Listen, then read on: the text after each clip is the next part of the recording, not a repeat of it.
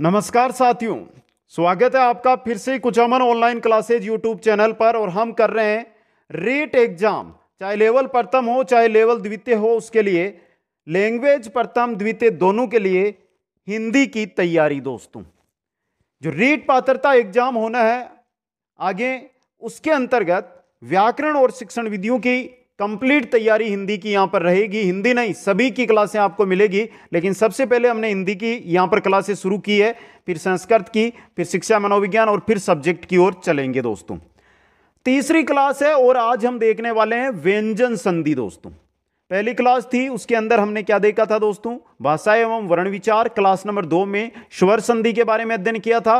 और class number 3 जो बहुत ही बेहतरीन क्लास रहेगी व्यंजन संधि की, और सिर्फ ट्रिक के माध्यम से ही क्लास चलेगी। दोस्तों, इसलिए जो भी साथी रीट पात्रता की तैयारी कर रहे हैं, लेवल प्रथम से हो या लेवल द्वितीय से हो, हमारे साथ जुड़ जाइए, चैनल को सब्सक्राइब कर लीजिए और इस वीडियो को लाइक और शेयर कर दीजिए। दोस्तों, शुरू करते हैं इस वीडियो को। जो साथी ये नोट्स प्राप्त करना चाहते हैं, notes Kuchaman online classes app है, उसके स्टोर में आपको मिल जाएंगे, वहां से आप प्राप्त कर सकते हैं और बाकी की क्लासें प्लेलिस्ट में मिलेगी। देखिए, यहां पर थोड़ी बेसिक जानकारी है, ये ले लीजिए आप पहले। मैं वो चीजें नहीं बताता हूं जो छोटे बच्चे, जो चौथी क्लास, पांचवी क्लास, छठी क्लास के बच्चों को हिंदी में समझाई जाती है, वो चीजें नहीं। व्यंजन संधि मतलब संधि कहां पर होगी? जहां पर दो वर्ण मिलेंगे। जैसे यहां पे अगर हम बात करें विद्या प्लस आले, यहां पे आ और यहां पे आ मिल रहे हैं, यही चीज है ना। अब देखिए, जो व्यंजन संधि है, इसके अंदर क्या होगा? या तो पहले व्यंजन होगा और बाद में भी व्यंजन होगा। मतलब कि यहां पे स आ रहा है तो आगे क्या आ जाएगा? त आ जाएगा। या स्वर या व्यंजन हो सकता है, यानी पहले ए आ रहा है तो बाद में स हो सकता है, या व्यंजन और स्वर हो सकता है, यानी कि स के बाद में ए आ सकता है। यह कंडीशन लगती है। तो व्यंजन संधि वहां पर होगी जहां पर व्यंजन व्यंजन का मिलाप हो सकता है, स्वर का व्यंजन से मिलाप हो सकता है और व्यंजन का स्वर से मिलाप हो सकता है। ऐसा मिलाप होने से जो विकार उत्पन्न होता है उसी को व्यंजन संधि कहते हैं। दोस्तों, यह व्यंजन संधि है हमारी। मैं सिर्फ ट्रिक और नियम बताऊंगा, आप अपने नोट्स बना रहे हो तो नोट्स बना लो। बाकी ये नोट्स जो यहां पे लाइव चल रहे हैं आपके, ये नोट्स आपको मिल जाएंगे कुचामन ऑनलाइन क्लासेज ऐप पर। दोस्तों, चलिए दोस्तों, पहला नियम आपके सामने। वर्ग के पहले वर्ण का तीसरे वर्ण में परिवर्तन। पहला वर्ण कौन सा होता है? क, च, ट, त और प। इनका किसमें परिवर्तन हो रहा है? तीसरे वर्ण में। क का गे में, यहां पे हलंत लगा लेना। देखिए, हलंत मैंने नहीं लगाया, आप लगा लेना। च का ज में, ट का ड में, त का द में और प का ब में। यह परिवर्तन। अब यह परिवर्तन होगा कैसे, समझिए। अगर क, च, ट, त, प कोई भी जो आपको शब्द दिया गया है, समझना यहां पे। जैसे मैं पहला उदाहरण ले लेता हूं, यहां पे यह उदाहरण, यहां पे क्या दिया गया है? अच। अच दिया गया है ना। तो पहले जो शब्द है उसके अंत में क्या मिले आपको? क, च, ट, त, प। और जो दूसरा दिया गया अंत, यहां पर जो ए है ना, यहां पे आपको या तो स्वर मिल जाए कोई, या तीसरा और चौथा वर्ण मिल जाए। तीसरा चौथा वर्ण, समझ गए? और इसके अलावा ये र ल व मिल जाए तो क्या होगा? जो ये आपका ये है ना, ये चीज यहां पर दिखाई दे रही है, ये तीसरे में चली जाएगी, तीसरे वर्ण के अंदर। क ग में, च ज में, ट ड में, त द में, प ब में, ये बदलेगी। अब चलिए देखिए, यहां पे उदाहरण देखिए। पहला क्या है? अच प्लस अंत, च के बाद ए आ रहा है, यानी कि यह पहला वर्ण है और इसके बाद क्या आ रहा है? स्वर आ रहा है। तो यह किस में चला जाएगा? च चला जाएगा ज में, और यह देखिए अजंत बन गया। इसी प्रकार अप प्लस ज, प के बाद ज, ज आपका तीसरा वर्ण है ज, तो प किस में चला जाएगा? तीसरे में, और यह रब है। अच प्लस आदि, च के बाद आ, यानी कि च पहला वर्ण और उसके बाद स्वर आ रहा है, तो च चला जाएगा तीसरे में, और यह आजादी। अप प्लस द, प के बाद द, प के बाद द, द आपका कौन सा वर्ण हो गया? यहां पे तीसरा वर्ण हो गया। तीसरा या चौथा वर्ण आ रहा है, पहले के बाद तीसरा आ रहा है तो प तीसरे में चला जाएगा, प तीसरा में जाएगा तो ब, ये अब्द यानी बादल जिसको कहते हैं। ये पहला नियम। एक ही उदाहरण लिखना आपको, ये इतनी सी ट्रिक लिख लो और उदाहरण नीचे एक ही लिखना है आपको, क्योंकि शॉर्ट नोट्स बनाने हमें। लास्ट आपको 25 से 30 पेज में पूरी हिंदी व्याकरण और शिक्षण विधियां करनी है कंप्लीट। एक पेज में व्यंजन संधि कंप्लीट होनी चाहिए आपकी। तो जो साथी स्क्रीनशॉट ले रहे हैं स्क्रीनशॉट ले लो। आगे चलते हैं नेक्स्ट नियम की ओर। दूसरा जो हमारा नियम है वो क्या कह रहा है यहां पर देखिए। दूसरा नियम कह रहा है गोस व्यंजन दे का अपने अगोस रूप तय में परिवर्तन हो जाना। अगर किसी शब्द के अंत में द है और दूसरे शब्द के प्रारंभ में क, त, थ या प या स मिले तो यह द है ना आपका, यह द, यह त में बदल जाएगा। द के बाद अगर मिलाप कैसे हो, तैसे हो, थैसे हो, पैसे हो या सैसे हो तो आपका जो द है यह किस में बदलेगा, त में बदलेगा। अब देखिए यहां पे उद प्लस कट, द के बाद क्या आ रहा है तो द किस में बदल जाएगा, त में, उत्कट बन गया। उद प्लस तम, द के बाद क्या आ रहा है त, और ये रहा आपका त, तो त किस में, जो द है ये किस में बदल जाएगा बताइए, त में, उत्तम। यहां पे त है ना, डबल त, आधा त और पूरा त, समझ गए। ये दूसरा नियम है। तो स्क्रीनशॉट ले लो एक बार, स्पीड से भी देखना है। और जिन साथियों को एक बार में समझ में ना आए ना, आज बोल रहा हूं अगर नोट्स बना रहे हो तो नोट्सों को रेगुलर 3-4 दिन आपको पढ़ने हैं, तभी एक बार अगर आपको याद हो गए ना कभी नहीं भूलोगे। और अगर यह दिक्कत होती है कि सर हमें तो एक बार वीडियो एक बार में समझ में नहीं आया, तो वीडियो 2-3 बार देख लेना, क्योंकि अभी हमारे पास बहुत समय, आराम से 100% बोल रहा हूं। जो साथी आज साथ जुड़ा है वो एंड तक अगर जुड़ा हुआ रहा ना, रीट पात्रता 100% पास करवाऊंगा। चलिए नेक्स्ट में तीसरा नियम आपके स्थान पर आ गया है। देखिए, वर्ग के पहले वर्ण का 5वें वर्ण में परिवर्तन। पहला यानी क, च, ट, त, द, प, ये हो गया आपका, समझ गए। यहां पे एक चीज और देखना, यहां पे द और लिया है मैंने, द भी इसी नियम के अंतर्गत आएगा, इसलिए दोस्तों क, च, ट, त, प तो आ गया और साथ में द भी है दोस्तों, समझ गए। त और द दोनों परिवर्तन होते हैं इस नियम के तहत। तो वर्ग का जो वर्ण, जो वर्ग है आपका, उसका पहला वर्ण हो और उसके बाद क्या है, 5वां वर्ण, पंचम वर्ण। पंचम वर्ण के अंदर आपके हड़, हिय, हण, न और म, हड़, हिय, हण, न और म, यह पंचम वर्ण आए अगर ये, तो पहला वर्ण है ना ये किस में बदल जाएगा, इनमें बदल जाएगा। देखिए ये देखिए, ये उत त पहला है, बाद में म आ गया, यानी पंचम वर्ण आ गया। तो त किस में बदलेगा, खुद के ही 5वें में, खुद के ही 5वें में बदलेगा। तो त, थ, द, न आएगा तो उन्मुख बन गया। उत प्लस नति, त के बाद न, पंचम वर्ण, त बदलेगा न में और ये उन्नति, यह है आपका। और बहुत सिंपल है। यहां पर द का भी नियम यही कहता है, अगर यहां पर आपके द हो उद प्लस नति तो भी उन्नति ही होगा, समझ गए। उद प्लस नति ऐसा आ जाए ना, उद प्लस नति, तो भी देखिए द के बाद 5वां वर्ण आ रहा है, द अपने पंचम में जाएगा तो द का पंचम वर्ण न, तो उन्नति बन जाएगा, समझ गए। ये रहा। तो इसका एक बार स्क्रीनशॉट ले लो, स्पीड के साथ भी क्लास देखनी है, क्योंकि हमें जो वीडियो रखना है वो लास्ट है कि जो क्लास का समय रहेगा 20 से 25 मिनट, इससे लंबा वीडियो हम एक भी नहीं लेकर आते। आगे चलिए नेक्स्ट नियम की ओर। यहां पर आपके बहुत अधिक नियम नहीं है, नियम तो 9 आएंगे कुल, त द संबंधी नियम, लेकिन एक नियम समझ गए तो बाकी हो जाएगा। पहला नियम देखिए, त या द के बाद में च आए तो त या द च में बदल जाएंगे। उद प्लस चारण, द है ना, द के बाद में च आ रहा है तो ये देखिए ये च में बदल गया, द उच्चारण। त या द के बाद में छ आए तो त या द किस में बदलेंगे, च में, वही नियम है। उद प्लस छादन आ रहा है ना, तो द किस में बदल रहा है, उच्छादन। त या द के बाद में ज आ जाता है, अगर च छ आ रहा है तो च या छ आ रहा है तो आपका त और द च में बदल रहा है। लेकिन जब ज आ जाता है तो आपका त और द है ये किस में बदलेगा, ज में बदलेगा। उद प्लस ज्वल, यहां पे देखिए द के बाद में ज आ रहा है तो द है आपका ये बदल गया ज में, ये देखिए उज्जवल हो गया। अगला देखिए, त प्लस ट, त के बाद अगर ट से मिलाप हो तो त किस में बदलेगा, ट में। त का ट से मिलाप हो तो तय ट में बदलेगा, तत् टीका। तय के बाद में ट आ रहा है, तय के बाद में क्या आ रहा है, ट आ रहा है, तय के बाद में ट आ रहा है तो तय बदलेगा ट में, यह तट्टीका। एक बात बता दूं, शायद बहुत सारे साथी हैं जो पहली बार इस चीज को पढ़ रहे हैं कि हिंदी व्याकरण शॉर्ट के अंदर और ट्रिक के साथ, उनको यहां पर यह दिक्कत आ रही होगी कि सर आप है ना ट्रिक बता रहे हो वो समझ से ऊपर जा रही है।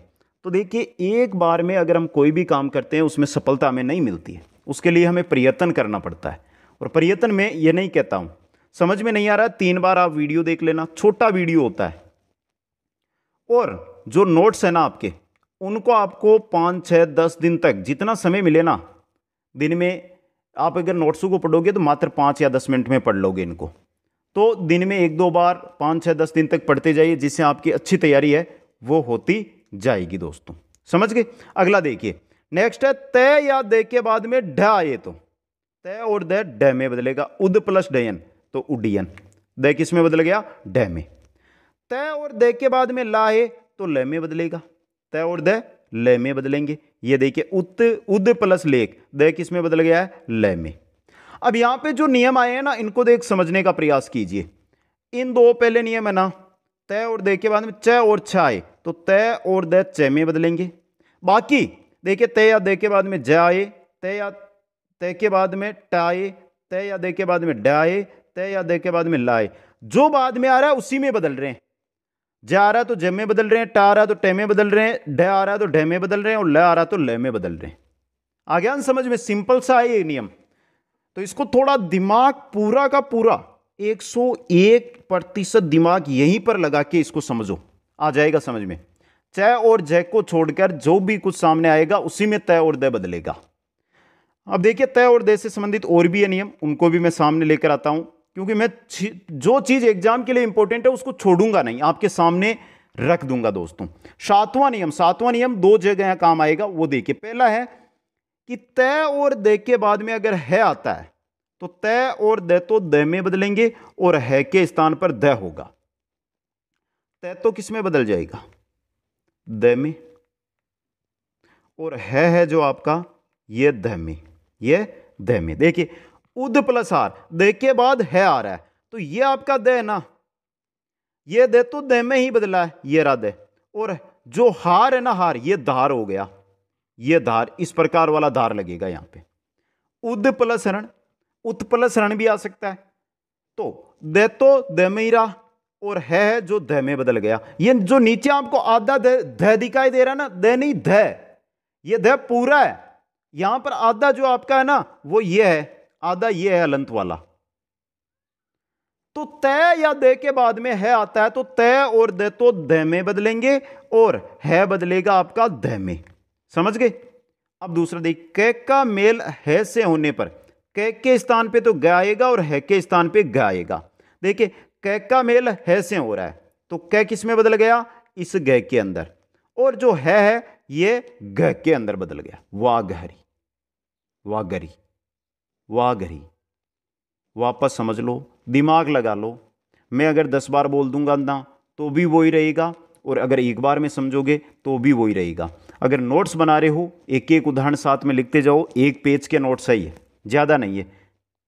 अब यहां पे देखिए नोट्स, क प्लस मैं, क किस में बदलेगा, क प्लस मैं का मिलाप हो, सॉरी क प्लस है का मिलाप होगा तो क किस में बदलेगा, क ग में बदलेगा और है घ में बदलेगा।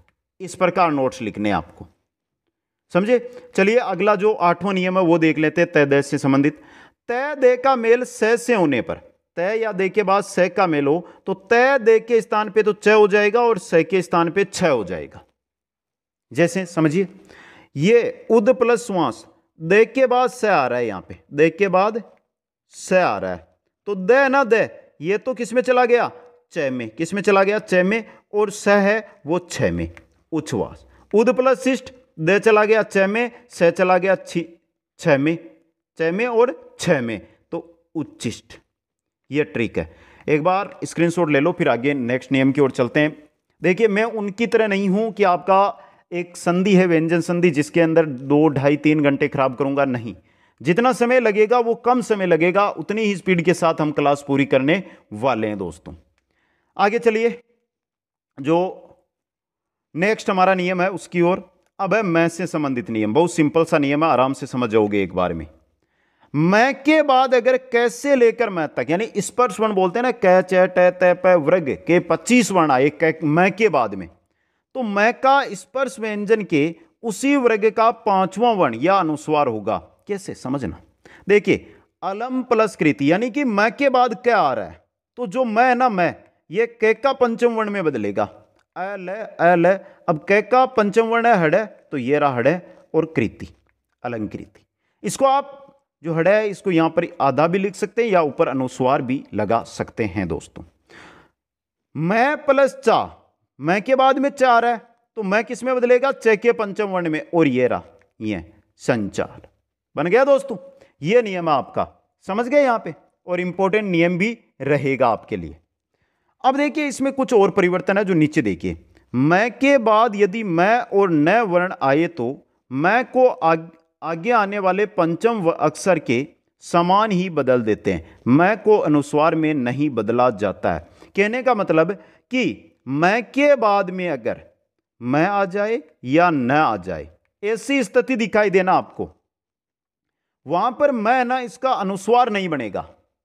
इसको क्या करना है आपको, अगर न आ रहा है तो न लिखना है, मैं आ रहा है तो मैं लिखना है। जैसे सम प्लस मान, मैं के बाद मैं, तो देखिए ये सम्मान लिख दिया, क्योंकि आपके मैं आ रहा है यहां पे, और मैं का पंचम वर्ण तो मैं ही होगा, मैं खुद ही पंचम वर्ण है। सम प्लस निवेश, न भी क्या है पंचम वर्ण है, तो ये देखिए सन्निवेश। ये एक बार स्क्रीनशॉट ले लो, जल्दी से ले लो दोस्तों, लंबी क्लास नहीं करनी हमें, क्योंकि जो समय है उसी के अकॉर्डिंग हमें क्लासें पूरी करनी है दोस्तों। अगले नियम की ओर चले। नेक्स्ट नियम, मैं का मेल, क्या कह रहा नियम, मैं का मेल स्पर्श व्यंजन को छोड़कर, यानी कि कैसे लेकर मैं तक का कोई वर्ण ना आए।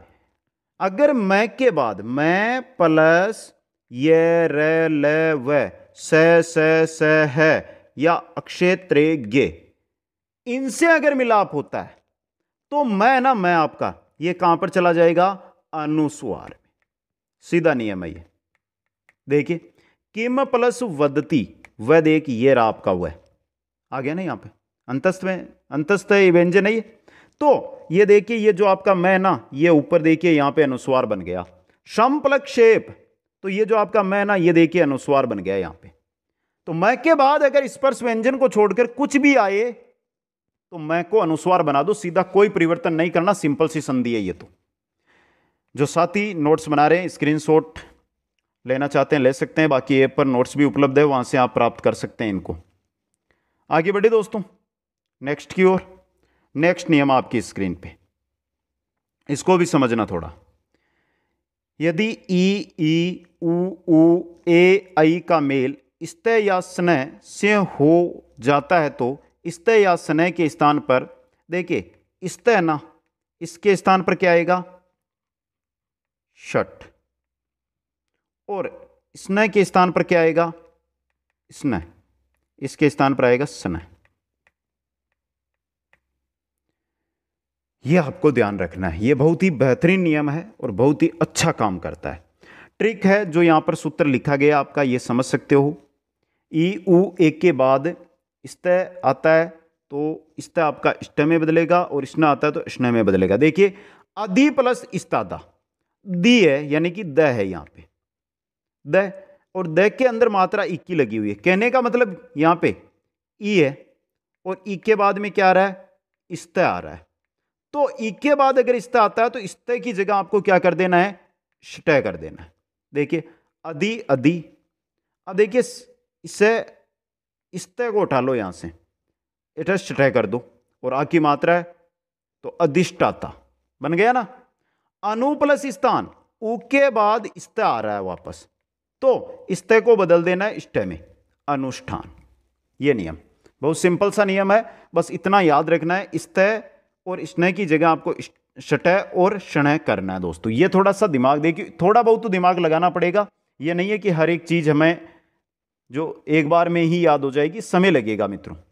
समझ गए आप? समय के साथ आराम से तैयारी हो जाएगी। आगे बढ़े दोस्तों नेक्स्ट नियम की ओर। नेक्स्ट है जो थोड़ा लंबा नियम है लेकिन समझ में आ जाएगा।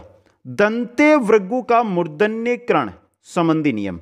इस नियम जो ऊपर लिखा हुआ ना, इस नाम को छोड़ दो। आपको इससे आपको क्या करना है, आपको तो नंबर लेकर आना। संधि के 2 क्वेश्चन आ सकते हैं आपके एग्जाम में। वैसे आता है एक ही क्वेश्चन है, लेकिन कभी कभी आपको 2 क्वेश्चन भी देखने को मिलते हैं। तो ये क्वेश्चन सही करने हमें नियमों से कोई मतलब नहीं है। समझ गए? तो देखिए इसको समझिए। इसमें पहला क्या कह रहा है, स का मूर्धन्य स हो जाना। अगर ई या उ के बाद ये स आता ना, तो ये स हमेशा मूर्धन्य स के अंदर बदल जाएगा। दंते स मूर्धन्य स में बदलेगा। दंते स मूर्धन्य स के अंदर बदलेगा। जैसे अभी ई है यहां पे और बाद में आ रहा है स, बाद में आ रहा है स, तो ये स आपका किस में बदल जाएगा, इसमें अभिसेचन बन गया। अब इसके अपवाद भी है, ये नहीं है कि संधि है, हिंदी में क्या चलता है, अपवाद। ये एक बड़ी चीज है हिंदी की, और अपवाद ही हिंदी को थोड़ी सी हमें क्या करते हैं, कठिन बनाते हैं हिंदी को हमारे लिए।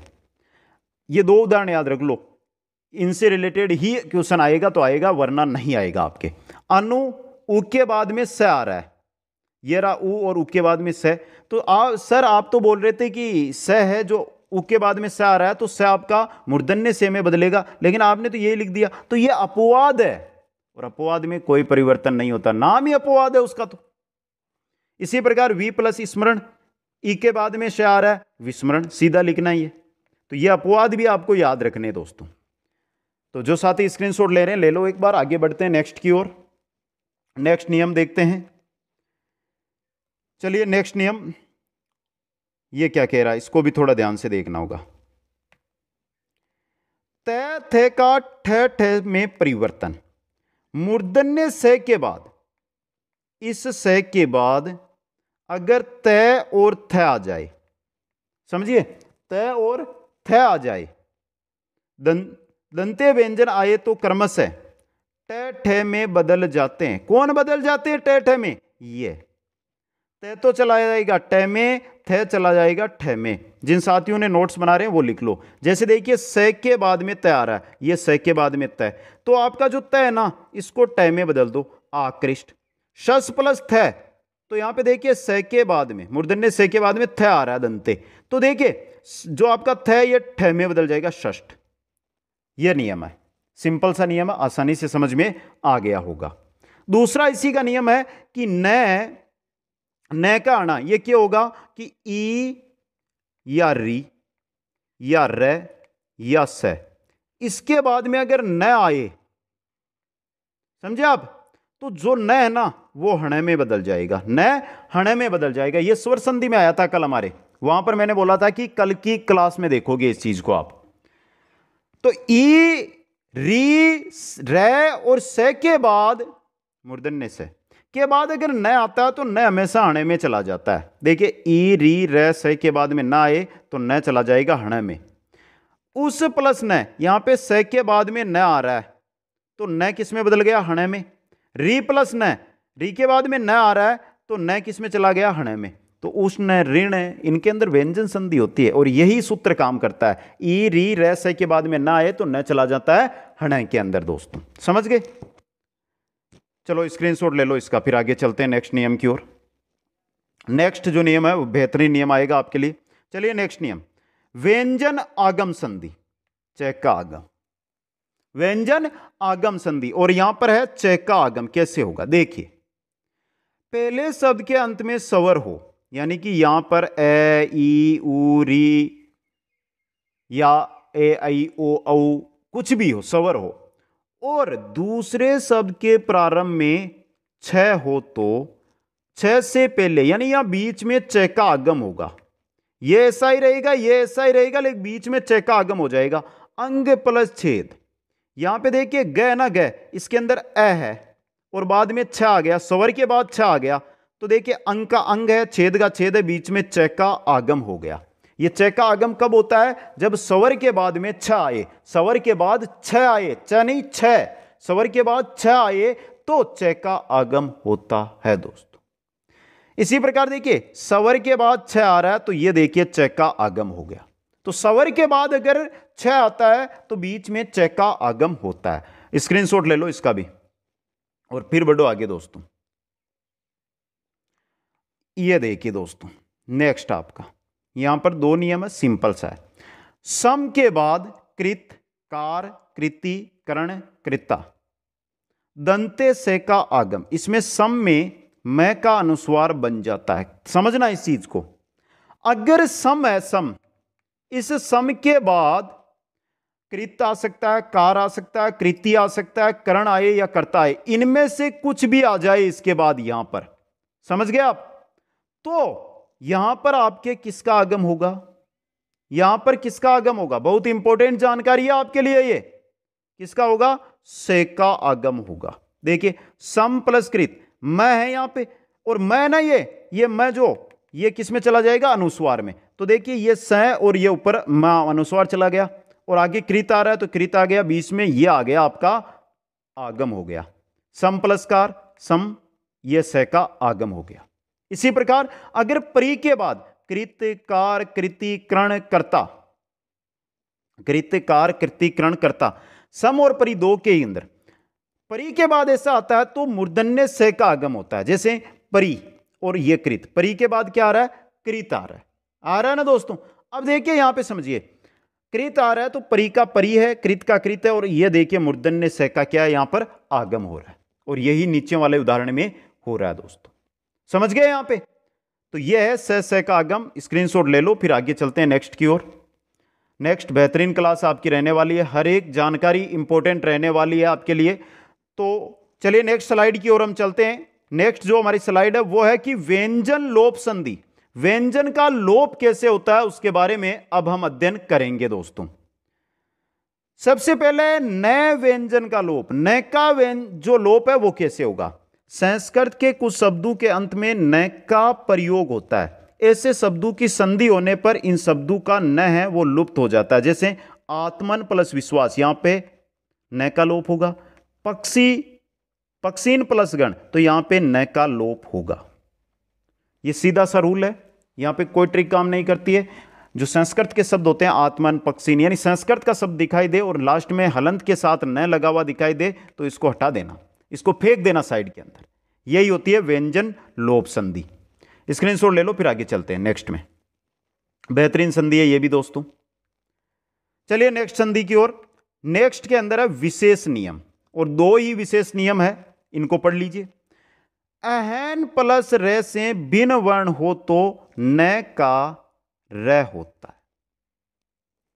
कहने का मतलब आपको दिखाई दे अहन प्लस, और यहां पर आगे इसका जब मिलाप हो रहा हो वहां पे र ना आए, इसके अलावा कुछ भी आ जाए, तो जो न है ना, न ये न आपका, इसका क्या होगा, इसका न का र हो जाएगा, न का र हो जाएगा। देखिए थोड़ा ध्यान से, न के बाद में ग आ रहा है, र तो नहीं आ रहा है ना, तो न किस में बदल गया, र में। ये ऊपर देखिए अहरगण, अहन प्लस इच्छा, यहां पे देखिए अह न बदल जाएगा र में, क्योंकि यहां पे र नहीं आ रहा, ई आ रहा है, ई की वजह से न र में। तो ये देखिए अह, ई मात्रा लगी किसके साथ, मात्रा किसके, न के लग गई, जो न की जगह आएगा न, अहरिच्छा, अहर इच्छा बन गई। यह है पहला विशेष नियम। दूसरा है